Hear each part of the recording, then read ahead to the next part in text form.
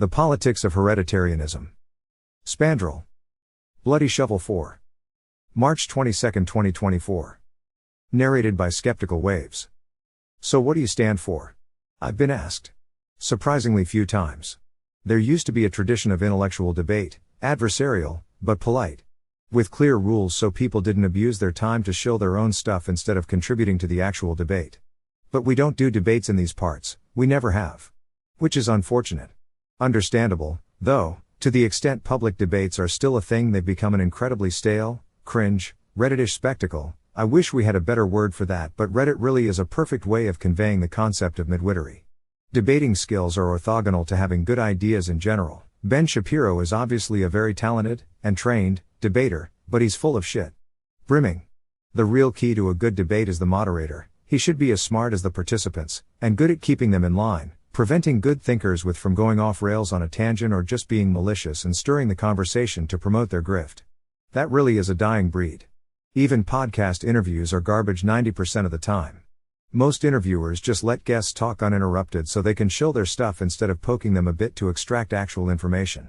The only good interviewer out there is Tyler Cowen, who's smarter than the people he interviews and has enough clout to be aggressive, but polite about it.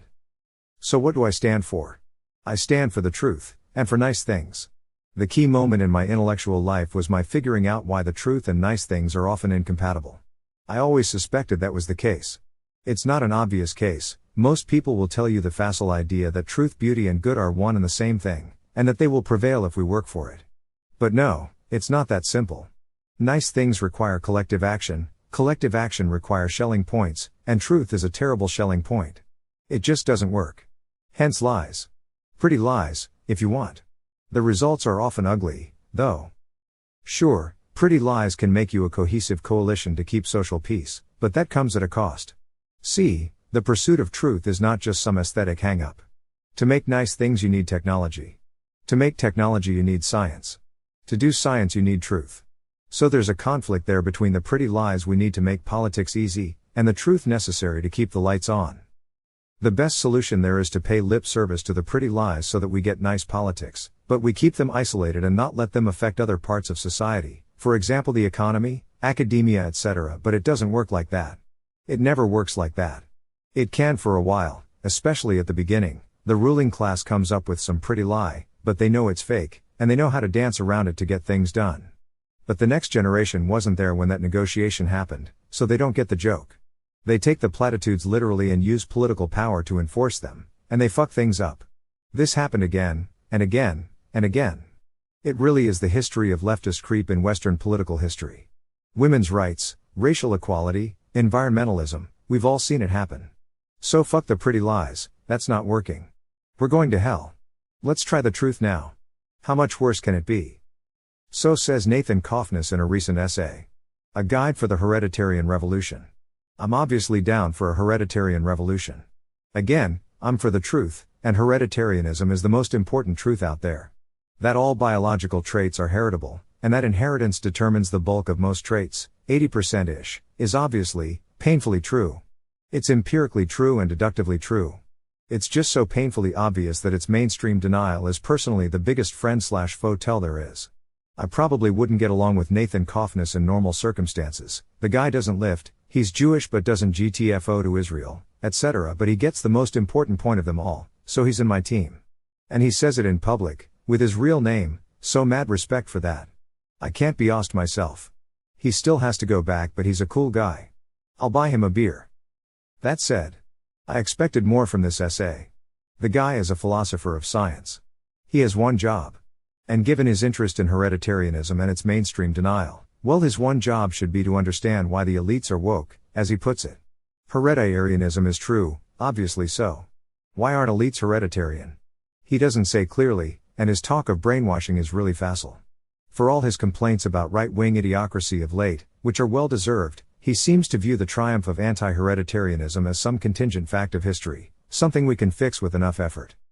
Kaufness is erring in two axes here. One is the conflict theory versus mistake theory axis, one of the best points of Scott Alexander which I commented on this old post. The other is the contingent versus necessary analysis of history. Kaufness is taking the blue pill on both axes. He should know better. To elaborate on the latter, there are two basic approaches to human history. Things can be contingent or necessary. Either things happen for some random combination of facts, and could have been totally different, or there are wider forces at play that force circumstances in one direction and there's basically nothing that you could do to change them. Now, history is never 100% contingent or necessary. The way biological traits are not 100% heritable. There is some randomness at play. But not a lot. My intuition is that the contingent factor in human affairs is about the same as the non-heritable part in biological traits, so about 20%. Sure, if baby Hitler had died in a traffic accident we wouldn't have had a Third Reich. But we probably would have still got World War II in some form. Without Jesus of Nazareth, Europeans probably wouldn't carry crosses as jewelry. But some other organized religion would have become popular in Europe after late antiquity. My whole intellectual output was trying to find the wider patterns that move history as a matter of necessity. Seeing human politics as an evolutionary process. Sure, there's plenty of contingent stuff in the emergence of socialism in the 19th century, a lot of quirky personalities involved. But that's not important. What's important is the wider patterns that provided the soil for it to grow. Humans are jealous. Politics were open. In such an environment, a political movement which promises status to those unable to gain it elsewhere is going to become popular. By necessity. Given enough time, someone will figure it out and he will win. By necessity. That's how evolutionary processes work. Some details might be contingent, but the logic is not.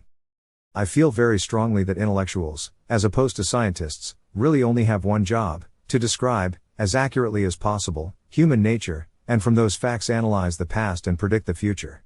Why else do people spend time and money reading our shit? Well, Kaufmann is doing a terrible job of understanding human nature. He doesn't understand why wokeism won. He thinks wokeism can be defeated by spreading accurate information boldly. Which is just deluded.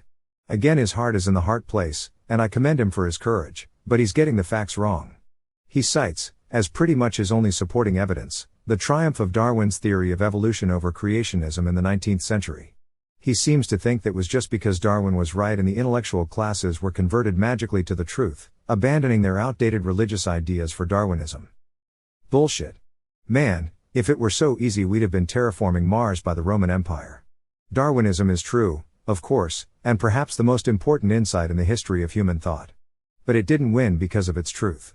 It won because it undermined the Christian narrative in Europe, and the intellectual classes of Europe had been fighting Christianity for centuries.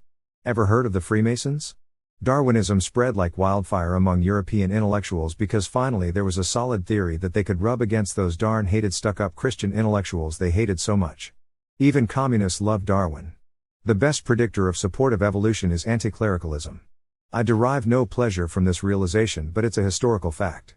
The triumph of evolutionary theory was 90% politics. Like it always is. Why did hereditarianism, which is again a painfully obvious derivation from Darwinism, not gain the same level of adoption? Because the politics are terrible. Not just the race stuff, to which Kaufmann bizarrely dedicates half his essay. Forget about race, who cares? That's a very specific American hang-up, because American parochial internal rivalries, for example North versus South, and the presence of millions of Bantus there. The American interest in the improvement of the black race started pretty much as a northern obsession to spite the hated Southerners.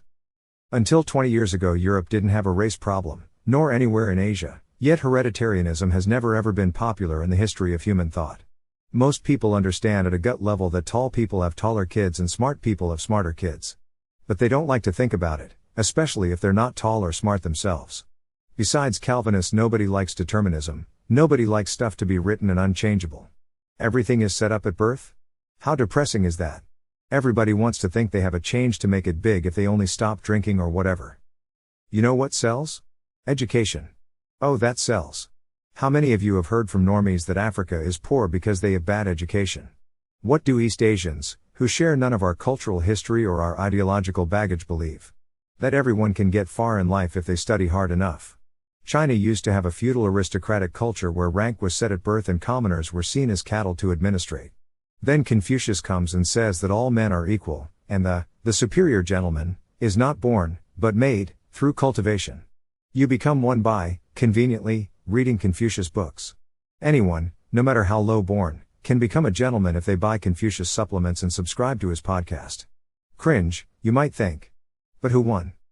This is obviously bonkers, and East Asian countries, South Korea in particular, are wasting a good third of their GDP and abusing their kids with crammed school homework in the false belief that they'll grow more intelligent. A random Chinese will tell you very happily, especially if he has experience abroad, that Africans are congenitally dumber than Chinese are. But he will protest vehemently if you suggest that his kid isn't going to grow any brighter by doing 5 hours of homework every day. What is Christianity if not an egalitarian revolt against the pagan cult of the strong? Classical civilization never wrote down the laws of inheritance, but it did assume that good breeding was a thing and better people had better children. Christianity makes a point of assuming the rich and strong are evil and sinful and the poor and downtrodden are morally superior. Who won? When Darwinism became common knowledge among the intellectuals in Europe, you would expect hereditarianism to become the common obsession of all civilized men, and all countries to start massive eugenics projects. Francis Galton certainly thought so. And he got some traction from the few good-hearted autists of the time. But he didn't get very far. Some countries enacted the very minimum eugenic legislation, for example sterilizing retards and the congenitally sick, but that's about it. Where are the national breeding projects to improve the national gen pool? To create the Kwisatz Haderach? Never happened. Why? Because people hate hereditarianism. Again, for good reason. It's not that they don't know. Come on, it's not rocket science. Steve Saylor has been doing God's work and spreading proper biological science to the public for decades. Has he ever converted someone who didn't already agree? Even during the heyday of Western intellectual culture, when people could write books about phrenology or Negro intelligence and whatnot, hereditarianism wasn't popular politically. Kaufness mentions himself that Nazis didn't like Darwinism or IQ tests. It just makes for terrible politics. The game theory of hereditarianism is very simple. Say you have an election. There are two parties. One party, the Spandrell party, says, with overwhelming evidence, that intelligence is set at birth, education thus should be given according to measured IQ, in tightly segregated levels, with the dumbest just drilled to read, write and do basic arithmetic, and the smartest given public support to learn anything they want. Welfare is abolished and the general goal of all state policy is the improvement of the gen pool, through generous subsidies to the healthy and intelligent.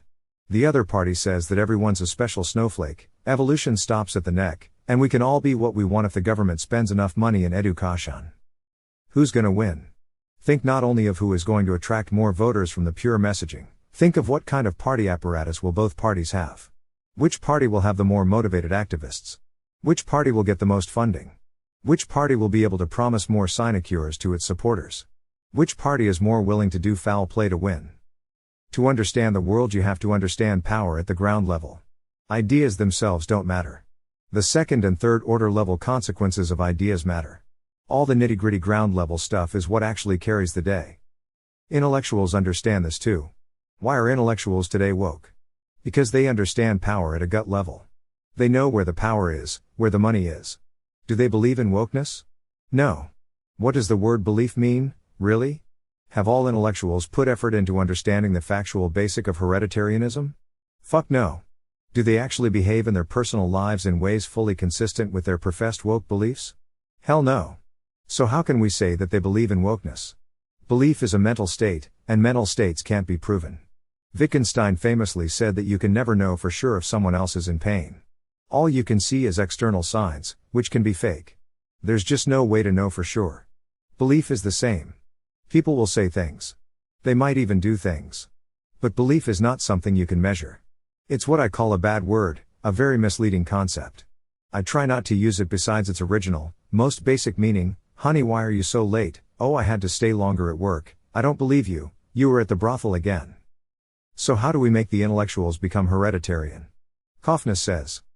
When people discover that the taboo at the heart of our culture was constructed to protect a lie, their moral intuitions will change, and they will become receptive to new moral authorities. It's difficult to change people's values just by presenting moral arguments. But if you show people that they've been lied to about such a fundamental issue as race, you will trigger their emotions in a way that will bring down the value system that was associated with the lie. All we have to do is make people aware of a simple scientific fact. The Cultural Revolution will take care of itself. This is delusion of the worst sort. I facepalm so hard my fingers are still marked red on my temple. I don't know where he gets his white pills, but they're better than my Molly. No, man, that's not gonna work. It's not so easy. Would be really fucking funny if we were here right now, on the verge of the physical extinction of Western civilization and of the white race as a thing, and all it took was to make people aware of a simple scientific fact that we have known for more than a century. No, of course not. I mean, Kaufmann talks of doing an information campaign, speaking boldly about it, to spread the message. A speech tour, say. He's kinda right, but for the wrong reason. A speech tour doesn't spread information. Hell, we have the internet. A speech tour is a strong power statement, however. It signals that I can say these things and, if people don't stop you, that I have the power to say them.